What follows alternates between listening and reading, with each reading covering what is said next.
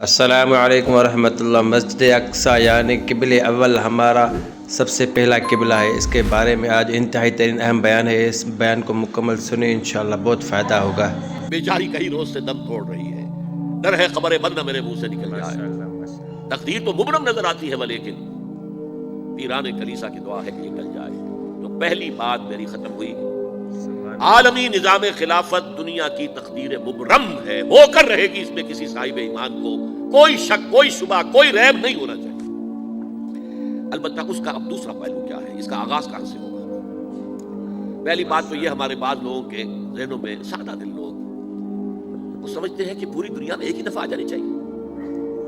یہ کوئی علاقائی خلافت تو نہیں ہو سکتی، خلافت تو عالمی ہوتی ہے۔ ان سے میں کہتا ہوں، عالمی خلافت کب تھی جناب؟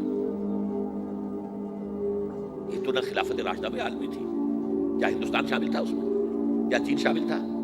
کیا یورپ شامل تھا؟ اور پھر جو خلافت کے نام سے جو ملوکیت چلی ہے، وہ بھی صرف دور بنو امیہ میں کہہ سکتے ہیں کہ وہ پورا عالم اسلام کم سے کم اس کے تحت تھا۔ بعد میں خلافت عباس، بنو عباس میں، اور فاطمیین کی خلافت میں، اور آل عثمان جو ہیں آٹومان ٹرکس کی خلافت میں ٹکڑے تھے، اس سے بکھرے تھے، کوئی مانتا تھا کوئی نہیں مانتا تھا۔ اور سب سے بڑی بات یہ، اگر ایک دم پوری دنیا پر خلافت قائم ہو سکتی تو حضور کے دست مبارک سے ہوتی، لیکن نہیں ہوئی۔ نتیجہ کیا نکلا؟ ایک ملک میں حضور نے قائم کر دی ہے، جزیرہ نما عرب، یہاں خلافت قائم ہو گئی، حضور خلیفہ ہے۔ اس کے بعد آپ کے خلفائے راشدین نے پھر اس کو وسعت دی، شرقاً غرباً شمالاً۔ 3 کالمز نکلے ہیں فوجوں کے، صحابہ کرام کے 3 کالمز، ایک ایسٹ ورڈ، ایک ویسٹ ورڈ، ایک نارتھ ورڈ۔ ایک عراق کو فتح کرتے ہوئے ایران میں پہنچ گیا، خراسان تک چلا گیا۔ ایک شام کو فتح کرتے ہوئے اور پھر سینائی پیننسولا سے ہو کر افریقہ میں داخل ہوا اور اٹلانٹک تک پہنچ گیا۔ تیسرا سیدھا شمال میں گیا، لیکن یہ زیادہ دور نہیں جا سکتا تھا، کوکیشین ماؤنٹینز آ گئے، کوہ قاف، اس زمانے میں تو یہ یوں سمجھیے کہ امپیسبل تھا نا، کوہ قاف، لہذا وہاں آ کر رک گیا۔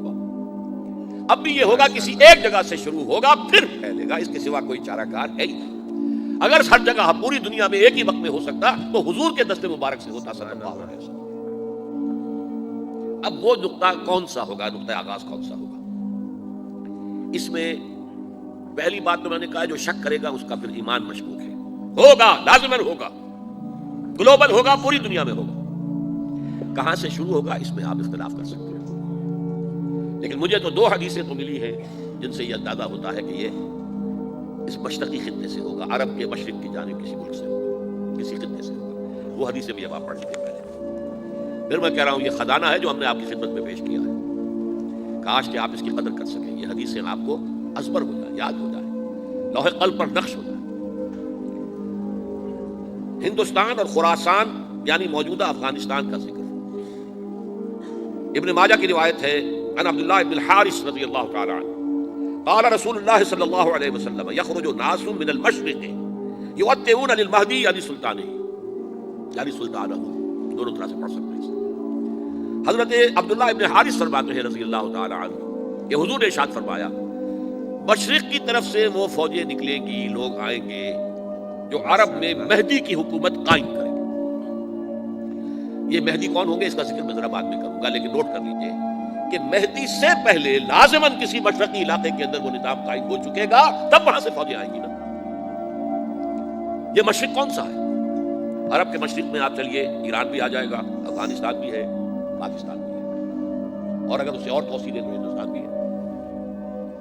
یہ ہے عرب کا مشرق، اس سے فوجیں جائیں گی۔ اس کا کیا مطلب ہے کہ اس میں سے کسی جگہ پر نظام خلافت پہلے قائم ہو جائے گا، تاکہ وہاں سے فوجیں جائیں گی جو جزیرہ نما عرب میں حضرت مہدی کی حکومت کو قائم کریں گی۔ ماشاءاللہ ماشاءاللہ۔ اب دوسری حدیث سنیے، یہ سنن ابن ماجہ کی حدیث تھی جو میں نے آپ کو سنائی، آپ نے پڑھی۔ دوسری، عن ابی ہریرہ رضی اللہ تعالی عنہ، یہ ترمذی شریف کی روایت ہے، قال قال رسول اللہ صلی اللہ علیہ وسلم یخرج من خراسان رایات سود لا يردها شیء حتی تنصب بإیلیا۔ خراسان کے علاقے سے سیاہ جھنڈے لے کر فوجیں آئیں گی، ان کا رخ کوئی موڑ نہیں سکے گا، ان کو پیچھے پھیر نہیں سکیں گے کوئی بھی، یہاں تک کہ وہ یروشلم میں جا کر جھنڈے نصب کر دیں گے۔ ایلیا حضور کے زمانے میں یروشلم کو کہتے تھے۔ یہ یروشلم تھا جب حضرت سلیمان کی حکومت تھی، اور یہاں پر معبد سلیمانی، ہیکل سلیمانی قائم ہوا۔ پھر یروشلم گرا ہے تاریخ میں، یہاں تک کہ سن 70 عیسوی میں جب ٹائٹس رومی جنرل نے اس کو گرایا، ختم کیا، سیکنڈ ٹیمپل گرا دیا، اور یہاں سے یہودیوں کو کہا نکل جاؤ یہاں سے، کوئی یہودی باقی نہیں رہا، بالکل تہو بالا برباد کر دیا۔ اس کے کوئی 150 سال بعد ہیڈریان، رومن ایمپرر ہیڈریان، اس نے پھر دوبارہ آباد کیا اس شہر۔ 150 سال تک یہ بالکل بنجر اور بالکل غیر آباد پڑا تھا۔ اب ہیڈریان نے جب آباد کیا تو اس کا نام ایلیا رکھا، اب یروشلم نام نہیں تھا، تو حضور کے زمانے میں پھر اس کا نام ایلیا تھا۔ اور اب اس سے کیا معلوم ہو رہا ہے کہ یہ یروشلم مسلمانوں کے قبضے سے اس وقت نکلا ہوگا، ایک دفعہ پہلے نکلا تھا، سن 1099 عیسوی میں مسلمانوں کے ہاتھ سے نکلا، کروسیڈرز عیسائیوں نے آ کر اس کو قبضے میں کیا، لاکھوں مسلمانوں کو مارا، قتل کیا۔ اس کو 1187 عیسوی میں واپس لیا ہے، کس نے لیا ہے؟ صلاح الدین ایوبی کرد۔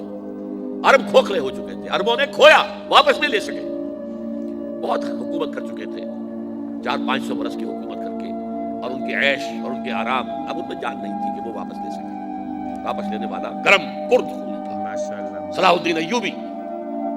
تو گویا کہ اب آپ سمجھئے کہ 88 برس تک عیسائیوں کا قبضہ رہا یروشلم میں۔ اب 1967 میں یہودیوں نے قبضہ کیا ہے، اور اب 38 برس تو ہو گئے، 88 نہیں 38 برس تو ہو گئے، لیکن وہ دور آئے گا کہ اب پھر لیں گے، لینے والے عرب بھی نہیں ہوں گے، خراسان کے علاقے سے فوجیں آئیں گی۔ یہ خراسان کیا تھا؟ ایلیا تو میں نے آپ کو بتا دیا، یروشلم کا نام ہے۔ خراسان اس زمانے میں ایک بہت بڑے ملک کو کہتے تھے، کچھ حصہ پاکستان کا بھی اس میں شامل ہے، کچھ حصہ ایران کا بھی ہے، ایران کے اس حصے کو اب بھی خراسان کہتے ہیں، وہ ایک صوبہ ہے، خراسان ایک صوبہ ہے ایران کا چھوٹا سا۔ پاکستان میں خاص طور پر یہ جو علاقہ مالاکنڈ ایجنسی کہلاتی ہے، اس سے اوپر جتنا علاقہ ہے، اور یہ جو واخان کی ایک پٹی آتی ہے اوپر، واخان افغانستان کی ایک پٹی سی دم سی چلی آتی ہے جو جا کر چائنا کی سرحد سے مل جاتی ہے، یہاں سے لے کے یہاں تک یہ جو مالاکنڈ کا وہ درہ ہے اور پہاڑ ہے، یہ بھی خراسان کا حصہ ہے۔ باقی تقریباً 2/3 آف افغانستان، ساؤدرن حصہ نہیں ہے خراسان کا حصہ، یہ سیستان کہلاتا تھا، یہ خراسان نہیں ہے، لیکن یہ کہ اوپر کا 2/3 آف افغانستان، اور اس کے ساتھ یہ جو عرب، جو اب یہ ترک ممالک آزاد ہوئے ہیں سوویت یونین کی ڈسولوشن کے ساتھ، یہ سارا علاقہ کہلاتا ہے خراسان بزرگ۔